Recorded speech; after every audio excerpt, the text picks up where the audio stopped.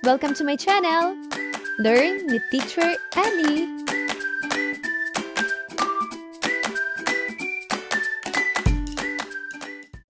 Good Manners and Right Conduct, Grade 3, Revised K-12 Curriculum, Ikalawang Quarter, Week 4, Day 1. Mga layunin. Nakakikilala ng mga gawain na nagpapakita ng pagtupad sa mga gampanin at mga inaasahang kilos sa paaralan. At nailalarawan na ang pagtupad sa mga gampanin at mga inaasahang kilos sa paaralan ay lilinang ng mga gawin na makatutulong sa pagpapaunlad ng kanyang mga kasanayan at ugnayan sa kapwa. Mga bata, magpapakita ako ng iba't ibang larawan.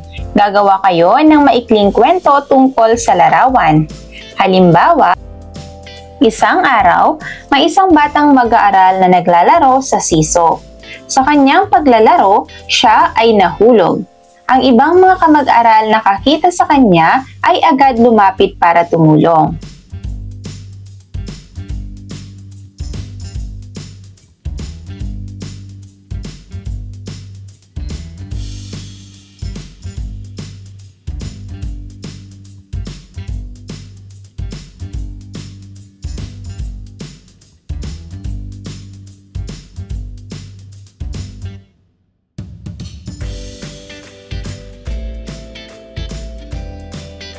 Ngayong araw ay pag-uusapan natin at tutukuyin ang mga gawain na nagpapakita ng pagtupad sa mga gampanin at mga inaasahang kilos sa paaralan na lilinang ng mga gawin na makatutulong sa pagpapaunlad ng mga kasanayan at ugnayan sa kapwa.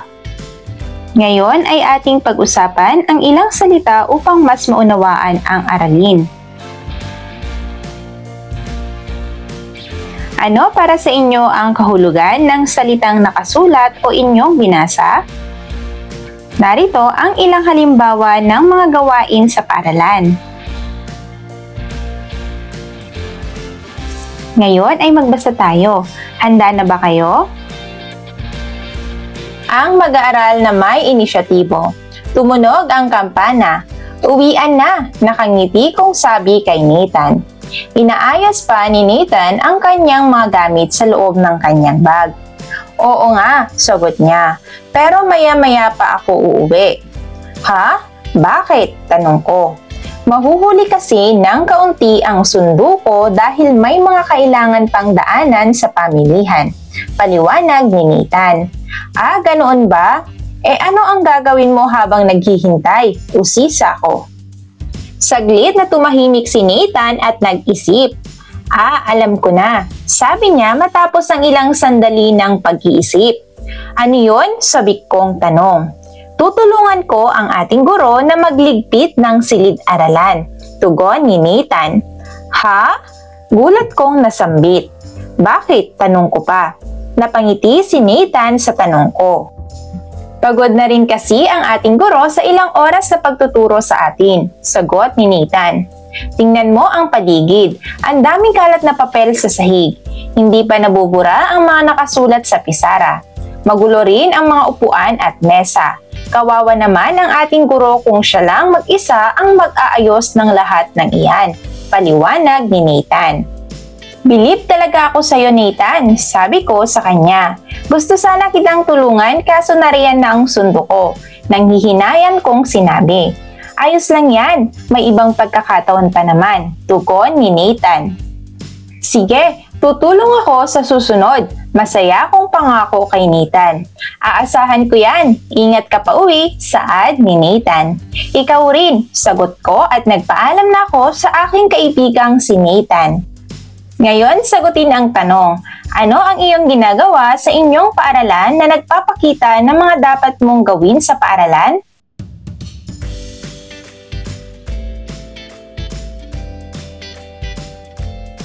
Maglaro tayo. Handa na ba kayo? Ang laro natin ay tatawaging Kaya Ko Yan. Simple lamang ang gagawin. Magtatanong kung kaya ba ninyong gawin ang isang gawain sa loob ng tahanan nang hindi inuutusan. Kung sa palagay ninyo ay kaya ninyong gawin ang gawain kahit hindi inuutusan, itaas ninyo ang inyong kamay at sabihin, "Kaya ko yan." Kung hindi ninyo naman kaya ang gawain ng hindi inuutusan, ayos lang yan. Manatiling nakaupo at makinig mabuti sa susunod na gawain. Malinaw ba?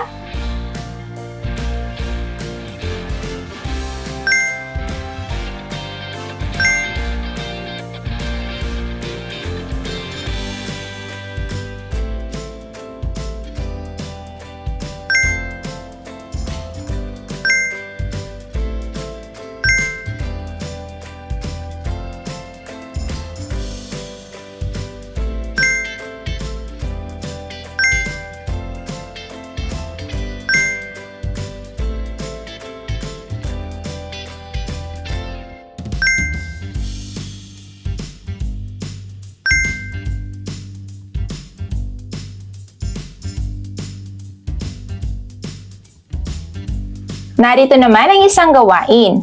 Una, kumuha ng isang kapirasong papel at isulat ang iyong pangalan.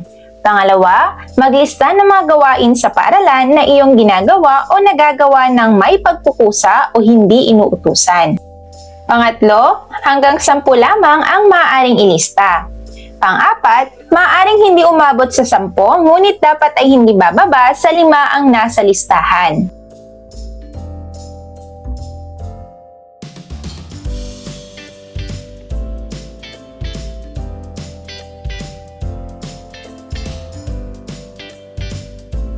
Maglaro tayo. Handa na ba kayo? Ang tawag sa ating laro ay Kaya Ko Rin Yan. Simple lamang ang ating gagawin. Mula sa mga nailista ninyong gawain sa tahanan na inyong nagagawa ng may pagkukusa, pipili kayo ng isa at sasabihin ninyo sa inyong katabi na kaya kong yung gawain, kaya mo ba yung pangalan ng katabi? Narito ang mga panuto. Kapag kaya ng iyong katabi na gawin ang inyong sinabi, sasabihin niya na kaya ko rin yan. Pagkatapos noon ay siya naman ang pipili mula sa kanyang listahan at magtatanong sa katabi. Ngunit kapag hindi kaya ng inyong katabi na gawin ang gawain na inyong sinabi, sasabihin niya na hindi ko kaya yan, may iba pa ba? Kapag ganito, kailangan ninyong pumili ng ibang gawain mula sa inyong listahan at tanungin ulit ang inyong katabi. Malinaw ba?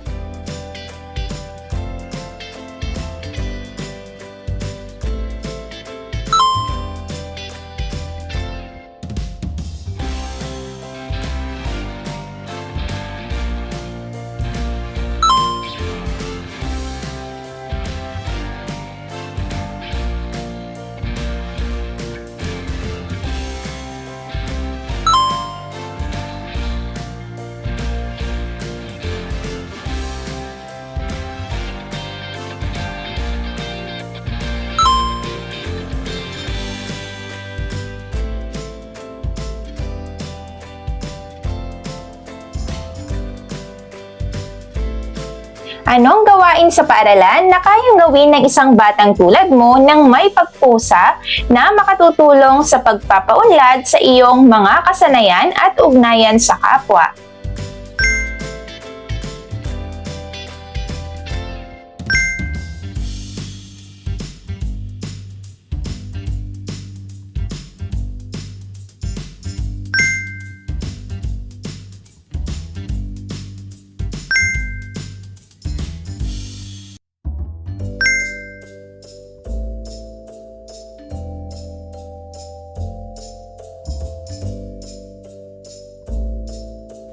Sumulat ng 2 gawain na pinakamadalas mong makitang ginagawa sa tahanan. Gayon din, sumulat ng isang gawain na madalas mong makitang ginagawa sa tahanan ngunit hindi sa paaralan.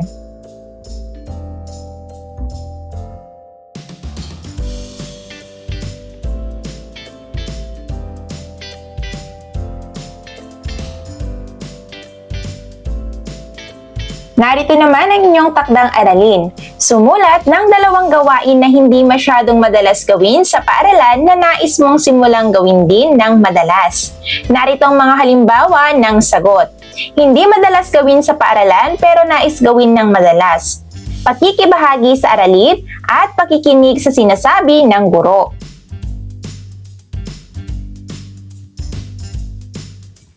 Day 2. Mga layunin. Natutukoy ang mga gawain na nagpapakita ng pagtupad sa mga gampanin at mga inaasahang kilos sa paaralan. At naiuugnay na ang pagtupad sa mga gampanin at mga inaasahang kilos sa paaralan ay lilinang ng mga gawin na makatutulong sa pagpapaunlad ng kanyang mga kasanayan at ugnayan sa kapwa. Mga bata, naaalala pa ba ninyo ang ating mga aralin kahapon? Tungkol saan nga ang ating naging talakayan? Maaari bang magbigay ng mga halimbawa?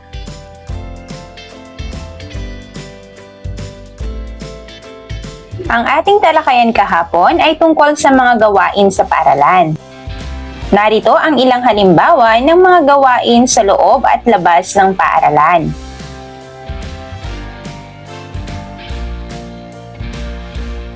Sa mga gawaing ating natukoy, ano-ano kaya dito ang mga kaya na ninyong gawin?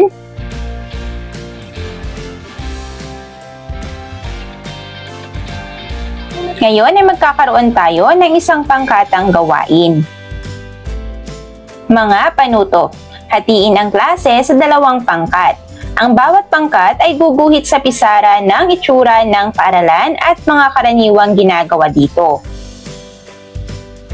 Matapos gumuhit ang mga mag-aaral, tumawag ng 1 hanggang sa 2 mag-aaral mula sa bawat pangkat na magpapaliwanag ng kanilang iginuhit sa pisara.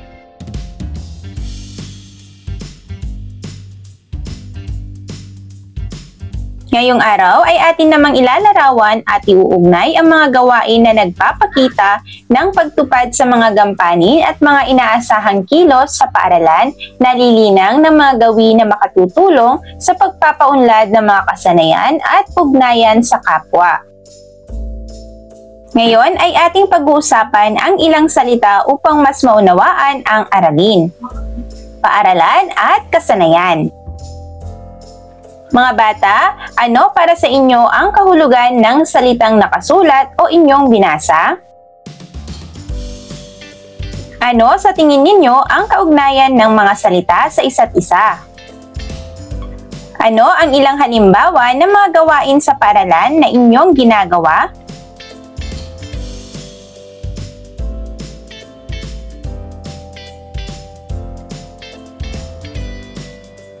Ngayon ay magbasa naman tayo. Handa na ba kayo? Hindi na kailangan pang utusan si Nathan. Maraming pinag-aralan ang klase ni Nathan sa umagang iyon. Maya-maya pa ay sumapit na ang oras ng recess. Kinuha ni Nathan ang isa sa kanyang baong tinapay mula sa kanyang baunan. Habang kumakain, napansin ni Nathan na hindi kumakain ang isa niyang kaklase. Kinuha ni Nathan mula sa kanyang baunan ang isa pang tinapay at nilapitan ang kanyang kaklase. Sa iyo na lang ito, sabi ni Nathan habang inaabot ang tinapay. Salamat Nathan, tugon ng kanyang kaklase.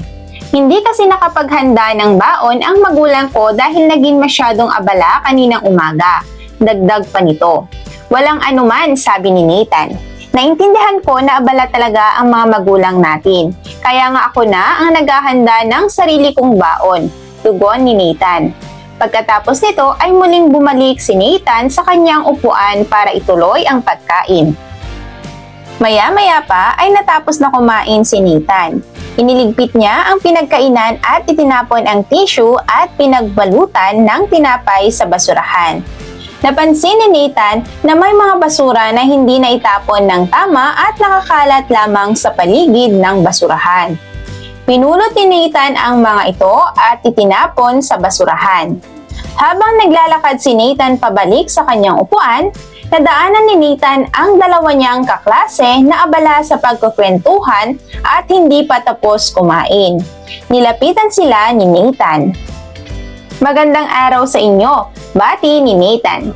Magandang araw din Nathan, sagot ng kanyang mga kaklase. Malapit na matapos ang oras ng recess. Baka gutumin kayo mamaya kapag hindi ninyo naubos ang inyong baon. May pag-aalalang sinabi ni Nathan. Ay oo nga, gulat na sambit ng isa sa kanila. Nalibang kami sa kwentuhan, dagdag ng isa pa. Salamat sa paalala Nathan. Sabay na saad ng 2. Walang anuman, sagot ni Nathan. Muling naglakad patungo sa kanyang upuan si Nathan at dali-dali namang inubos ang kanyang dalawang kaklase ang kanilang mga baon. Batay sa inyong karanasan, ano ang mga kaya ninyong gawin na nagpapakita ng pagtupad mo sa mga gampanin sa inyong paaralan?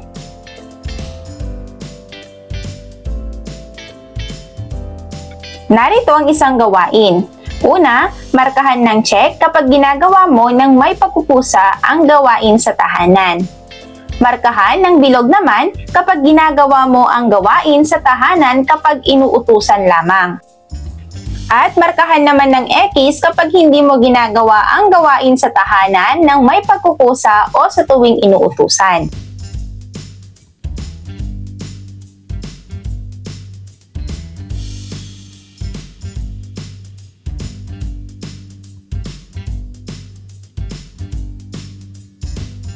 Pagkatapos ay sagutin ang mga gabay na tanong.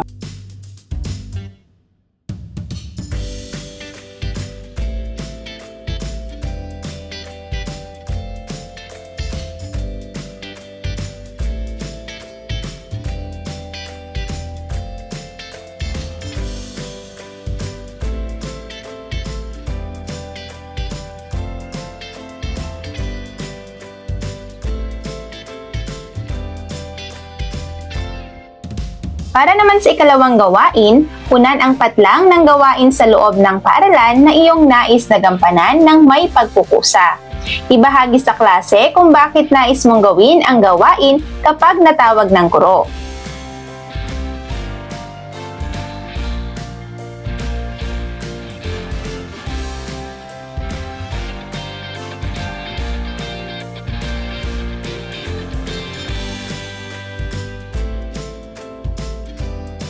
Anong gawain sa paaralan na kayang gawin ng isang batang tulad mo nang may pagkukusa na makatutulong sa pagpapaunlad sa iyong mga kasanayan at ugnayan sa kapwa?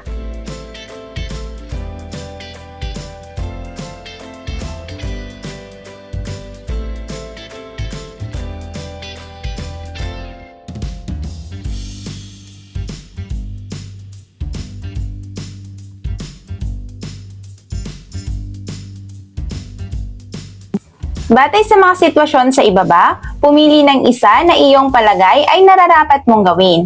Maglagay ng maigsing paliwanag ng iyong napiling sagot.